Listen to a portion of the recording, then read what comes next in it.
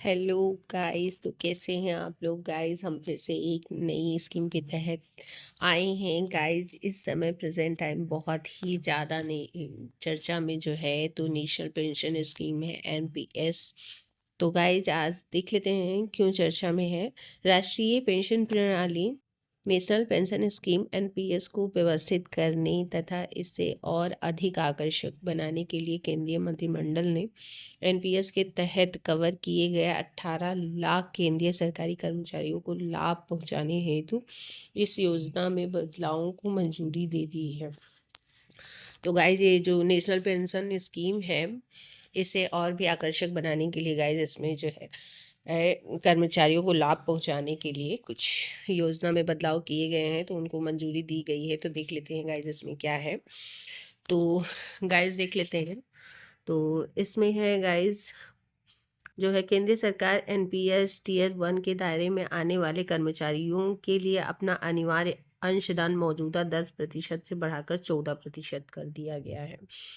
तो वो गाइस जो है अंशदान भी बढ़ा दिया गया है, इसका 14% से ले 10% से लेके 14% कर दिया गया है। केंद्र सरकार के कर्मचारियों की पेंशन फंडों और निवेश के स्वरूप के चयन की आज़ादी दी गई है।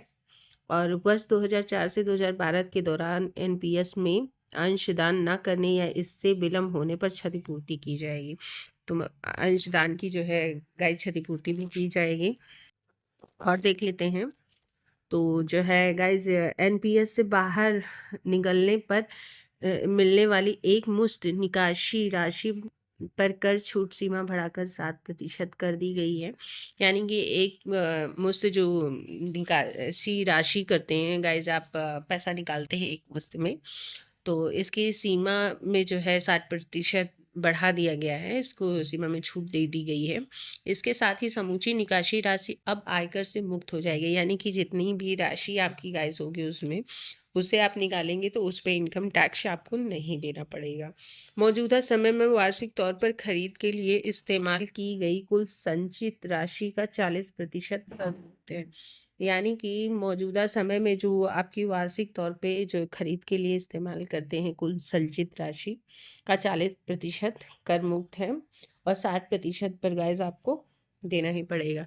सेवानिवृत्ति के समय एनपीएस के सदस्यों द्वारा निकाली जाने वाली संचित राशि के 60% में से 40% कर मुक्त है, जबकि शेष 20% पर राशि कर योग्य है। जबकि शेष 20% गाइस जो है राशि जो रहेगी उस पे टैक्स लगेगा। तो आगे देख लेते हैं गाइस। तो आइए देखते हैं। ये देखिए एनपीएस टीयर 2 के तहत सरकारी कर्मचारियों द्वारा किए जाने वाले अंशदान अब आयकर की दृष्टि से 1.50 यानी कि 1.5 लाख रुपए तक की छूट के लिए धारा 80C के अंतर्गत कवर होगा। यानी कि गाइस जो है इसमें सरकारी कर्मचारियों द्वारा जो अंशदान किया जाएगा आयकर की दृष्टि से 1.5 लाख रुपए तक की छूट के लिए धारा 80C के अंतर्गत कवर होगा। यह योजनाओं जैसे कि सामान्य भविष्य निधि, अंशकारी भविष्य निधि, कर्मचारी भविष्य निधि और सार्वजनिक भविष्य निधि के समतुल्य है, बशर्ते इनमें 3 वर्षों की लॉक इन अवधि हो। तो गाइज इसमें जो है 3 वर्षों की लॉक इन अवधि होनी चाहिए। उसके बाद देख लेते हैं प्रभाव क्या रहेगा गाइज। तो एनपीएस के दायरे में आने वाले केंद्र सरकार के सभी कर्मचारियों की अंतिम संचित राशि में वृद्धि होगी। जो केंद्रीय कर्मचारी हैं गाइज, तो वो अपनी राशि जो है जो उनका संचित निधि होगा उसमें वृद्धि होगी और कर्मचारियों पर कोई अतिरिक्त बोझ पड़े बगैर ही सेवानिवृत्ति के बाद उन्हें मिलने वाली पेंशन राशि बढ़ा दी जाएगी। यानी कि गाइज जब वो ट्रांसफ़र हो जाएगा तो उसके बाद जो है मिलने वाली जो पेंशन होगी उसकी राशि बढ़ जाएगी। अगला देख लेते हैं गाइज, जीवन प्रत्याशा बढ़ने की स्थिति में वृद्धावस्था सुरक्षा बढ़ जाएगी। यानी कि वृद्धावस्था में गाइज जो है उनको मेडिकल की सुविधा इन सब चीज़ों से निपटने के लिए राशि में जो है वृद्धि होगी, तो इससे उनकी जीवन प्रत्याशा अच्छी रहेगी गाइज। एनपीएस को और ज़्यादा आकर्षक बनाने से सरकार को सर्वोत्तम प्रतिभाओं को आकर्षित करने एवं उन्हें सेवा में बनाए रखने में आसानी होगी। तो गाइज एनपीएस को ज़्यादा आकर्षक बनाने से सरकार को सर्वोत्तम प्रतिभाओं को आकर्षित करने में और उन्हें सेवा में बनाए रखने में आसानी होगी। तो गाइज पृष्ठभूमि इसकी देख लेते हैं। 7वें वेतन आयोग ने वर्ष 2015 में अपने विचार विमर्श के दौरान एनपीएस से जुड़ी विशिष्ट चिंताओं पर गौर किया था और सिफारिशें पेश की थी गाइज। तो उसके बाद आगे देख लेते हैं गाइज, आगे क्या है।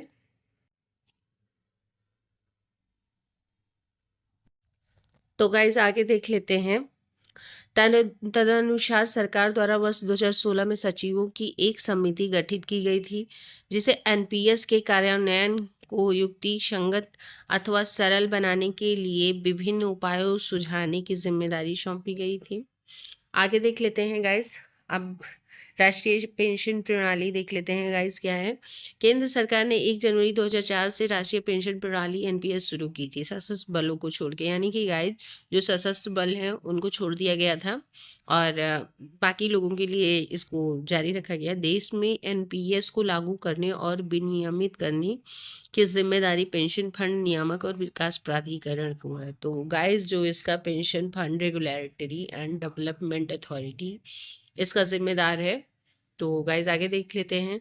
पीएफआरडीए द्वारा स्थापित national pension system trust, national pension system trust NPST NPS के तहत सभी संपत्तियों का पंजीकृत मालिक होगा।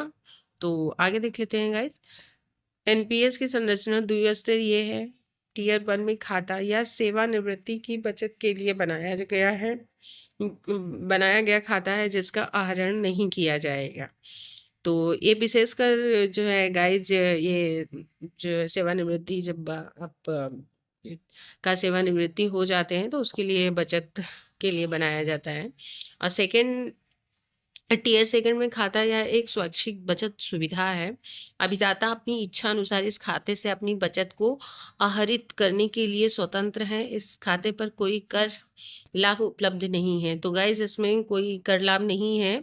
यह खाता एक स्वैच्छिक बचत का है, तो इसको अपने इच्छा अनुसार आप जब चाहें तब पैसे निकाल सकते हैं, जमा कर सकते हैं। तो इस पर सरकार की कोई पाबंदी नहीं है। तो गाइस आगे देख लेते हैं, आगे क्या है।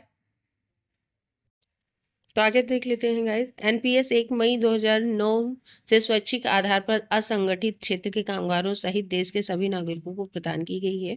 तो गाइस ये जरूरी नहीं है कि सिर्फ और सिर्फ जो है गवर्नमेंट वर्कर के लिए हो। ये जो है असंगठित क्षेत्र के जो प्राइवेट सेक्टर के कामगार हैं उनके लिए भी है गाइस। तो आगे देख लेते हैं। देश का कोई भी व्यक्ति निवासी और अनिवासी दोनों एनपीएस में शामिल हो सकते हैं। तो गाइस इसके लिए जरूरी नहीं है कि आप जो है देश के इधर निवासी, मतलब इंडिया के ही होने चाहिए, ऐसे नहीं है कि बाहर के हों, लेकिन किसी भी राज्य से हो सकते हैं, किसी भी जिले से हो सकते हैं। तो इसके लिए ज़रूरी नहीं है कि आप कहीं के भी हैं तो नहीं करवा सकते, तो इसमें ले सकते हैं, बशर्ते एनपीएस के लिए आवेदन करते समय उनकी आयु 18 से 65 वर्ष के बीच होनी चाहिए, तब भी गाइस कर सकते हैं, क्योंकि 65 वर्ष के बाद में आपको पेंशन का लाभ मिलेगा। अगर 65 वर्ष के बाद तो ऐसे होगा नहीं, और जो है 18 वर्ष से पहले नहीं होगा गाइस। तो लेकिन OCI overseas citizen of India तथा ओवरसीज सिटीजन ऑफ इंडिया तथा पीआईओ पे person of India origin card धारक और हिंदू अविभाजित परिवार, Hindu divided family HUFS NPS खाता खोलने के लिए योग्य नहीं है। तो गाइज आप इसमें देख रहे हैं ओसीआई यानी कि जो है ओवरसीज सिटीजन ऑफ इंडिया तथा PIO person of India origin card धारक जो भी है, तो ये, और हिंदू अविभाजित परिवार, तो ऐसे लोग गाइज इसके जो है योग्य नहीं होंगे। ऐसे लोग एनपीएस का लाभ नहीं ले सकते हैं। आगे देख लेते हैं गाइस। तो पेंशन निधि विनियामक और विकास प्राधिकरण जो है इस अधिनियम को 19 सितंबर 2013 में अधिसूचित और 1 फरवरी 2014 से लागू किया गया है। और राष्ट्रीय पेंशन प्रणाली एनपीएस, जिसके अभिदाताओं में केंद्र सरकार, राज्य सरकारों, निजी संस्थानों, संगठनों और असंगठित क्षेत्र के कर्मचारी शामिल हैं, का नियमन पीएफआरडीए द्वारा किया जाता है। तो गाइस इसमें जो है अभिदाताओं में केंद्र सरकार, राज्य सरकारों, निजी संस्थानों, संगठनों और असंगठित क्षेत्र के कर्मचारी शामिल है गाइस। तो आगे देख लेते हैं। भारत में वृद्धावस्था आय सुरक्षा से संबंधित योजनाओं के अध्ययन के लिए भारत सरकार ने वर्ष 1999 में OASI वृद्धा सामाजिक और आय सुरक्षा नामक राष्ट्रीय परियोजना को मंजूरी दी थी। तो हो गया गाइस इतना। आगे देख लेते हैं इसके आगे क्या है।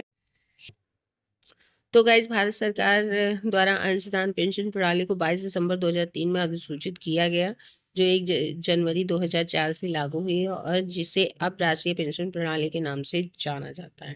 तो 1 मई 2009 से एनपीएस का विस्तार स्वैच्छिक आधार पर देश के सभी नागरिकों के लिए किया गया, जिसमें स्वरोजगार पेशेवर और असंगठित क्षेत्रों में काम करने वाले कर्मचारियों को भी शामिल किया गया है। तो गाइस असंगठित क्षेत्र के जो वर्कर्स हैं उनके लिए भी है, प्राइवेट क्षेत्र के हैं उनके लिए भी है, और जो स्वरोजगार हैं उनके लिए भी है गाइस, और जो देश में गवर्नमेंट वर्कर्स हैं तो उनके लिए है ही। तो गाइस आई होप अपना मैंने बेस्ट दिया होगा। तो मिलते हैं नेक्स्ट वीडियो के साथ, तब तक के लिए बाय बाय।